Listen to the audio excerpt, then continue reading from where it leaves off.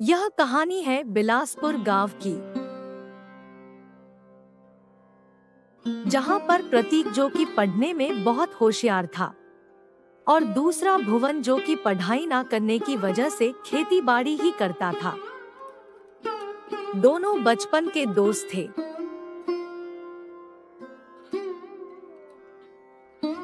भुवन, तुम्हारा खेती बाड़ी का काम आजकल कैसा चल रहा है? हाँ, ठीक ही चल रहा है।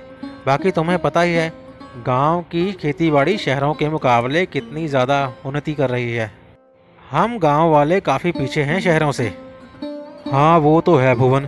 इसीलिए मैं शहर में जा रहा हूँ, ताकि गांव की खेती बाड़ी को एक ऊपर के लेवल तक लेकर जाऊँगा और जल्दी ही डिग्री लेकर वापस आऊँगा। ये तो बहुत बढ़िया बात है प्रतीक। अगर तुम पढ़ के आओगे और हमारे गांव की खेतीबाड़ी एक सही दिशा की ओर जाएगी। तभी तो जा रहा हूं मेरे दोस्त, ताकि बाबा को भी आराम दे सकूं।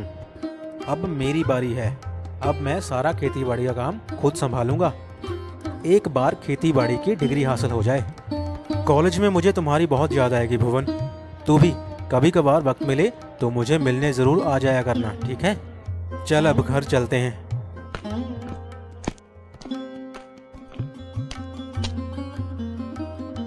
अगली सुबह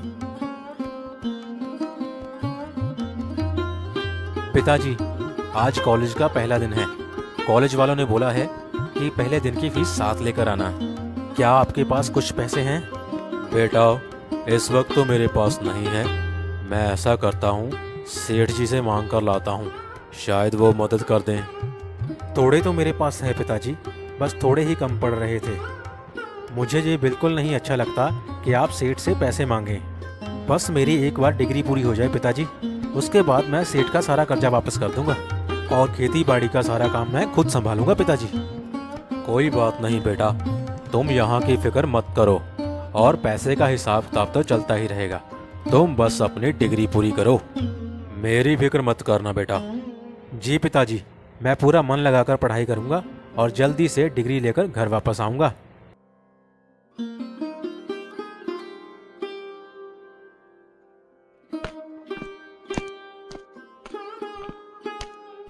अरे आओ भीमा आओ, लगता है फिर पैसों की ज़रूरत पड़ गई है तुम्हें। सब ठीक है ना? सेठ जी, कुछ पैसे चाहिए थे। वो क्या है ना, प्रतीक आज कॉलेज जा रहा है तो कॉलेज वालों ने कुछ फीस मांगी है। अगर आप कुछ मदद कर दें तो। अरे भाई, थोड़े दिन पहले तो अभी तुम लेके गए थे पैसे, फिर लेने आ गए। इतने सारे पैसे चुकाओगे कैसे भाई?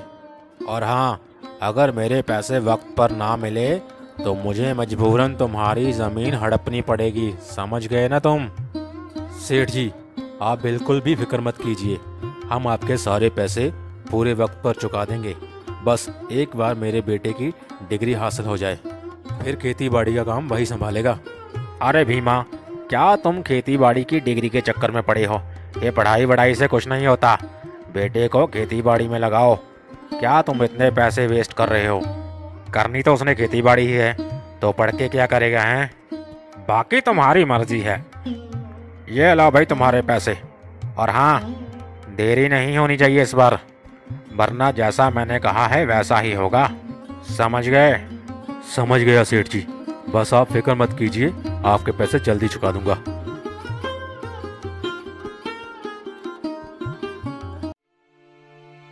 ये लो बेटा पैसे।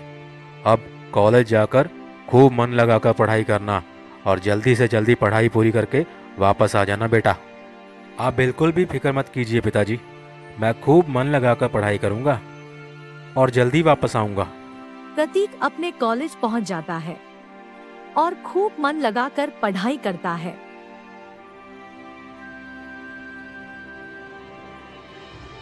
बच्चों, आज हम जिस दवाई के बारे में बात करने जा रहे हैं वो बहुत ही महत्वपूर्ण है। ये दवाई आजकल ज़्यादातर गांव में ही बिक रही है और कुछ लोग ज़्यादा पैसों के लालच में इस दवाई को धड़ाधड़ गांव में ही बेच रहे हैं और सबसे ज़्यादा फसलों को यही दवाई नुकसान पहुंचा रही है। बहुत सी कंपनियां इस दवाई को प्रमोट कर रही हैं और गांव में सबसे ज़्यादा ये दवाई बिक रही है। सबसे ज़्यादा नुकसान खेती बाड़ी को इसी दवाई से हो रहा है, इसलिए तुम्हें इन सब की नॉलेज होनी चाहिए, ठीक है? प्रतीक सारी बातें बड़े ध्यान से समझता है। काफी समय बीत जाता है और प्रतीक हर विषय को बड़े ध्यान से समझ रहा था। तो एक दिन प्रतीक के पिताजी गुजर जाते हैं। हेलो, कब कैसे हुआ? मैं अभी आ रहा हूँ। ये नहीं हो सकता, मैं अभी घर वापस आ रहा हूँ।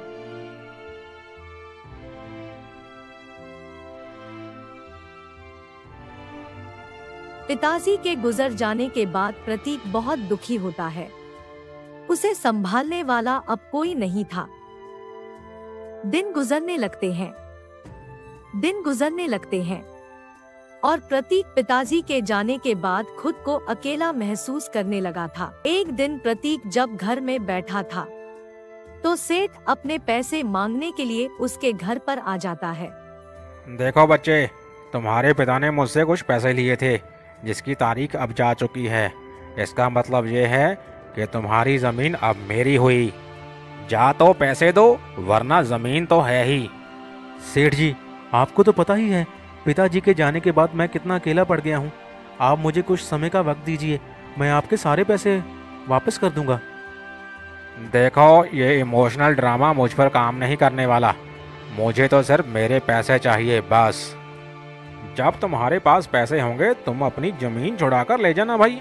मैंने कब मना किया है?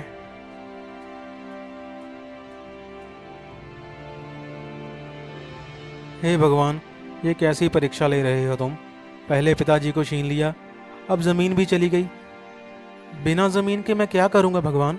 कुछ तो राह दिखाओ, क्या करूं मैं? समझ नहीं आ रहा। बुरे वक्त के चलते प्रतीक को अपनी पढ़ाई छोड़नी पड़ती है और बाहर काम करना पड़ता है। और एक दिन काम पर जाते वक्त वह भुवन से मिलता है।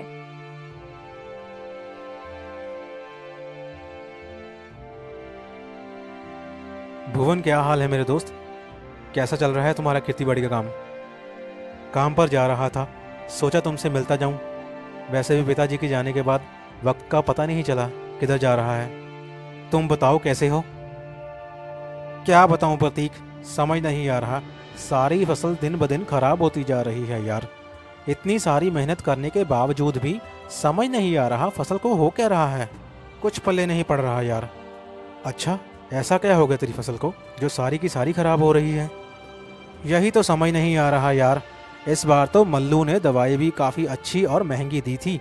उसने बोला था ये दवाई सबसे महंगी है, अगर ये डालोगे तो फसल दुगनी हो जाएगी। हाँ, अच्छा, ऐसी कौन सी दवा है?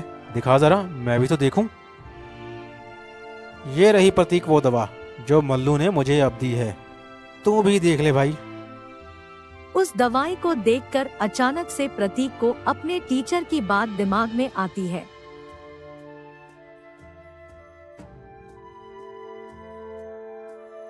तुम्हें पता है ये दवाई कितनी खतरनाक है? इसी दवाई की वजह से तुम्हारी सारी फसल खराब हो रही है। इसमें सबसे ज्यादा केमिकल मिलाया गया है जो कि फसलों को खराब करता है। मल्लू ये सब जानते हुए भी ये सारी दवा गांव वालों को बेच रहा है। तुम्हें पता है भुवन, ये जो सारी कंपनियां दवाएं बनाती हैं ये सिर्फ अपने फायदे के लिए बनाती हैं, ना कि किसान के फायदे के लिए।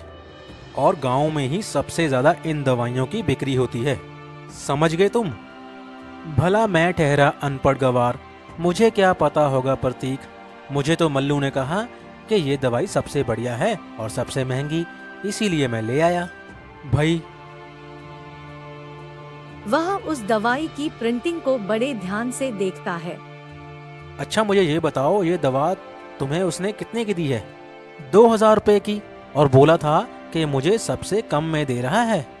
तुम्हें पता है इसकी MRP 1500 रुपए की है और ऊपर से 500 रुपए तुमसे और ज़्यादा लिए है उसने, जो कि कानूनी तौर पर गलत है। बस बहुत हो गया, अब इस मल्लू को मजा चखाना ही पड़ेगा।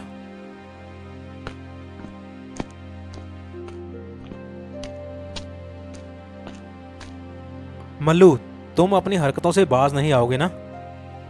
अरे क्यों गला फाड़ रहे हो? क्या हो गया है? पहले मुझे नोट गिनने दो, फिर बात करता हूँ तुमसे।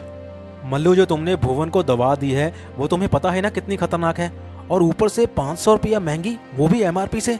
ये गलत बात है। तुम्हें गांव वालों को ऐसे बेवकूफ नहीं बनाना चाहिए। अरे भाई, तुम क्यों इतनी फिक्र कर रहे हो? तुम्हारी तो जमीन नहीं है ना, फिर भी इतना क्यों फिक्र कर रहे हो? और एक बात, वो दवा मुझे महंगी आती है, इसीलिए मैं गांव वालों को महंगी ही बेचता हूँ। क्यों भाई, मैं भी तो इस गांव का हिस्सा हूँ और ये मेरा दोस्त है, इसकी मदद करना मेरा फर्ज है। ये सब इतना पढ़े लिखे नहीं हैं, ये जानकर भी तुम इनका फायदा उठा रहे हो। बाकी तुम्हें अभी पता चल जाएगा। देखो, जिसको खरीदनी है दवा खरीदे, मैं तो इसी भाव में बेचूंगा। भाई बिजनेस है, फ्री में सब थोड़ी बांटूंगा, पैसे कमाने के लिए बैठा हूँ। तुम्हें जो करना है कर लो।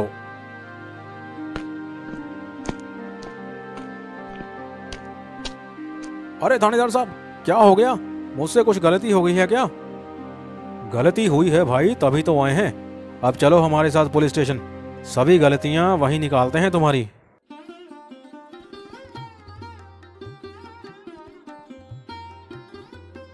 प्रतीक, तुम्हारा बहुत बहुत धन्यवाद दोस्त। तुम्हारा ये एहसान कैसे चुकाऊंगा भला मैं? अरे भुवन, तू मेरा दोस्त है यार, तेरी मदद करना मेरा फर्ज है यार।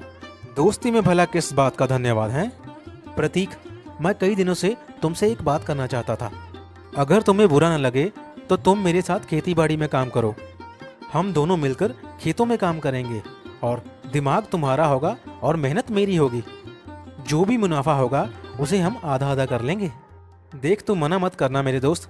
वैसे भी चाचा के जाने के बाद तू बहुत अकेला पड़ गया है और हम साथ मिलकर चाचा का सारा कर्जा उतारेंगे। चाचा भी तो चाहते थे कि तुम कामयाब हो और ये सब हम दोनों मिलकर करेंगे मेरे भाई। भुवन, तुम्हारा बहुत बहुत धन्यवाद मेरे दोस्त, तुमने मेरे बारे में इतना सोचा। और मैं तुम्हें वादा करता हूँ, हम दोनों मिलकर तुम्हारी खेती बाड़ी को एक नए लेवल पर लेकर जाएंगे। दोनों साथ मिलकर खेतों में काम करना शुरू कर देते हैं और दोनों खूब मेहनत करते हैं। आखिरकार उनकी मेहनत रंग लाती है और कुछ समय बाद उनके खेतों में सोने जैसी फसल लहराने लगती है, जिसे देखकर दोनों बहुत खुश होते हैं। अब वो उस फसल को बेचकर बहुत सारे पैसे कमा लेते हैं।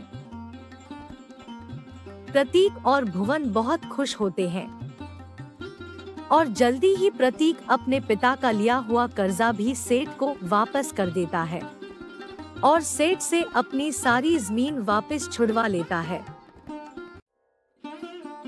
इस तरह दोनों दोस्त मिलकर साथ में खेती बाड़ी से एक नए जीवन की शुरुआत करते हैं।